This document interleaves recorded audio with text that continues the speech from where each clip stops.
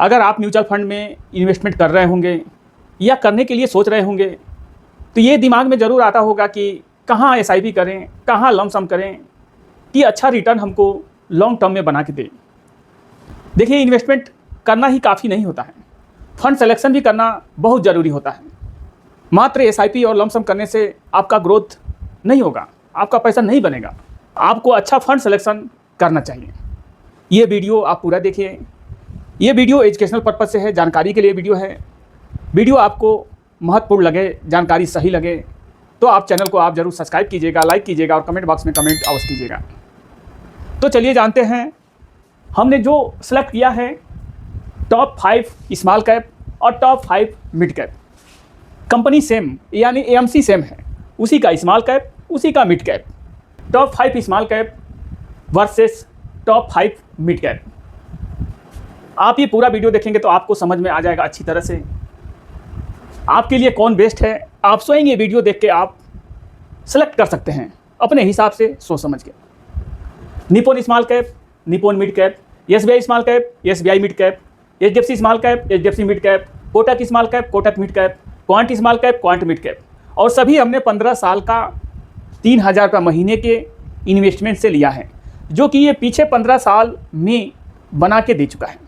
क्योंकि मार्केट गिरा हुआ है, गिरने के लिए तो सभी गिरे हैं, स्मॉल कैप हो, मिड कैप हो, सभी गिरे हैं। तो आप इसमें समझ जाएंगे कि आपको कौन सा फंड अच्छा होगा आपके लिए। स्मॉल कैप का बेंचमार्क है Nifty small cap 250 TRI। Small cap का मतलब ये होता है टॉप की 100 कंपनी आप छोड़ दीजिए, लार्ज कैप में निकल जाएंगी। उसके बाद 150 कंपनी मिड कैप में निकल जाएंगे। उसके बाद जितनी कंपनी बचती हैं सभी स्मॉल कैप कंपनी होती हैं। तो 250 TRI यानी 250 कंपनी में से ये कहीं भी इन्वेस्टमेंट कर सकता है। मिड कैप का बेंचमार्क 150 TRI यानी टॉप की 100 कंपनी छोड़ दीजिए, उसके बाद जो 150 कंपनी होती है वो मिड कैप होती हैं। अब इसके बाद जो 250 कंपनी होंगी वो स्मॉल कैप में आएंगी। तो इसका ये होता है। अब ये समझ लेते हैं निप्पॉन स्मॉल कैप और Nippon India mid cap. Fund दोनों टॉप के फंड हैं, बस ये है ये स्मॉल कैप है, ये मिड कैप है, बस इतना अंतर होता है। और कंपनी का भी अंतर होता है। 3000 रुपये महीने के एसआईपी से 15 साल में 5,40,000 जाता है निप्पॉन इंडिया स्मॉल कैप में। अगर 3000 महीने का एसआईपी पास्ट में कोई किया होता 15 साल पीछे से तो 5,40,000 जाता है 15 साल में। 21.8% के रिटर्न से 33 लाख ये बना के दे चुका है, पास्ट में बना के दे चुका है। वहीं निप्पॉन इंडिया मिड कैप बहुत ही पुराना ये फंड है। 3000 रुपये महीना 15 साल में 5,40,000 इसमें भी जाता है। 18.22% की रिटर्न से 24,18,000 ये फंड बना के दे चुका है। एसबीआई स्मॉल कैप आप देखेंगे टॉप का फंड है एसबीआई स्मॉल कैप का। इस फंड में एवीएम है 34,936 करोड़ रुपया। इतना ये पैसा मैनेज करता है ये फंड। एसबीआई मिड कैप अब देखते जाइएगा, लास्ट तक देखिएगा तभी आपको समझ में आएगा। एसबीआई मिड कैप 23,157 करोड़ रुपया इस फंड में एवीएम है एसबीआई मिड कैप में। अगर 15 साल पहले से 3,000 रुपये महीने का एसआईपी इसमें किया होता कोई पास्ट में तो 5,40,000 इसमें भी जाता है। और ये 19.56% की रिटर्न से 27 लाख ये बना के दे चुका है। अगर मिड कैप में कोई 3,000 रुपये महीना 15 साल पीछे से किया होता 5,40,000 इसमें भी जाता है।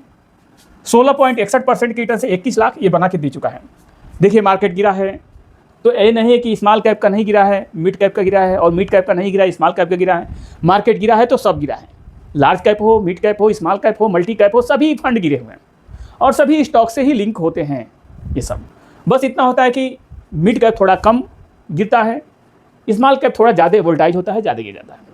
तो आप देख सकते हैं कि निप्पॉन इंडिया स्मॉल कैप और निप्पॉन इंडिया मिड कैप यहाँ सेम समय सेम पैसा 33 लाख ये बनाया है, 24 लाख ये बनाया है। आप स्वयं समझ सकते हैं कि कहाँ इन्वेस्टमेंट करना आपके लिए सही रहेगा। एसबीआई स्मॉल कैप में आप देख सकते हैं 27 लाख ये बनाया है, टाइम सेम, पैसा सेम, सब कुछ सेम, कंपनी भी सेम, एएमसी भी सेम है। 21 लाख ये बनाया है, 27 लाख, 21 लाख, और यहाँ 6 लाख और 3 लाख, 9 लाख रुपये का यहाँ अंतर आपको दिखा रहा है स्मॉल कैप में और मिड कैप के अपेक्षा। आगे चलते हैं। एचडीएफसी स्मॉल कैप टॉप की कंपनी है। एचडीएफसी स्मॉल कैप आप देख सकते हैं इस फंड में एवीएम है 37,417 करोड़ रुपया, बहुत ही बेस्ट फंड है। और एचडीएफसी मिड कैप टॉप का फंड है, ये भी इस फंड में एवीएम है 94,215 करोड़ रुपया। सेम एएमसी फंड, बस अलग अलग, मिड कैप स्मॉल कैप। अब आप देखेंगे 3,000 रुपये महीना 15 साल 5,40,000 इसमें भी जाता है। 17.15% की रिटर्न से 22 लाख ये बना के दे चुका, जो कि टॉप का फंड है। वहीं आप देखेंगे 3,000 रुपये महीना 15 साल 5,40,000 इसमें भी जाता है। 19.7% की रिटर्न से 26 लाख ये भी बना के दे चुका है। तो आप समझ सकते हैं हमारे पोर्टफोलियो में ये फंड सबसे आगे रहता है, इन्वेस्टमेंट में सबसे आगे ये फंड हमारे पोर्टफोलियो में रहता है। उसके बाद निपुण है, एसबीआई है, तो इस टाइप से फंड रहते हैं। कोटक स्मॉल कैप आप देखेंगे, इस फंड में एवीएम है 16,874 करोड़ रुपया।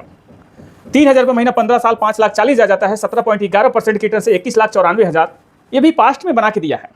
तो आप देखेंगे Kotak small cap best fund है, एवीएम भी अच्छा खासा है। अब कोटक मिड कैप के बारे में समझ लेते हैं। कोटक मिड कैप में एवीएम है 61,695 करोड़ रुपया। 61,695 करोड़ रुपया बहुत ही ज़्यादा एवीएम है। आप देखेंगे 3,000 रुपये महीना 15 साल 5,40,000 इसमें भी जाता है। 18.88% की रिटर्न से 25,61,000 ये बना के दे चुका है, मात्र 3,000 रुपये महीने के एसआईपी से 15 साल में। अगर 5 साल कोई और आगे चला जाता है, मात्र 5 साल ही चला जाता है, ये 3,000 का एसआईपी, तो यहाँ इसके डबल आप सोच सकते हैं। म्यूचुअल फंड में जितने समय देंगे उतने ही आपको बेनिफिट मिलेगा। तो आप यहाँ देख सकते हैं कोटक स्मॉल कैप में और कोटक मिड कैप में कौन सा आपके लिए सही है। ये 21 लाख ये बनाया ये सही है, या ये 25 लाख बनाया ये सही है, कौन सा सही है। मार्केट है, थोड़ा आगे पीछे होता रहता है, कभी ये ऊपर होगा कभी ये नीचे होगा, ऐसा होता रहेगा। लेकिन मार्केट गिरा है तो सबका गिरा है, सभी स्टॉक गिरे हैं, तो उतना वो भी गिरा है, इतना ये भी गिरा है। थोड़ा मिड कैप थोड़ा कम गिरावट में होता है, लेकिन फिर भी आप देख सकते हैं कि 25 लाख बनाया है, ये 21 लाख बनाया है, आप सोच सकते हैं। उसके बाद क्वांट स्मॉल कैप टॉप का फंड है। इस फंड में एवीएम है 27,906 करोड़ रुपया। इस फंड में एवीएम है क्वांट स्मॉल कैप में।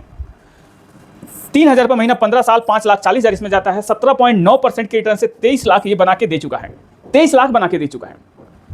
वहीं क्वांट मिड कैप आप देखेंगे, इस फंड में एवीएम है 7,428 करोड़। 7,428 करोड़ ये मिड कैप का फंड है। 3,000 रुपये महीना 15 साल 5,40,000 इसमें भी जाता है। 15.9% की रिटर्न से 19,75,000 ये बना के दे चुका है। यानी आप देखेंगे क्वांट स्मॉल कैप में 23 लाख बनाया है और क्वांट मिड कैप में 19 लाख बनाया है।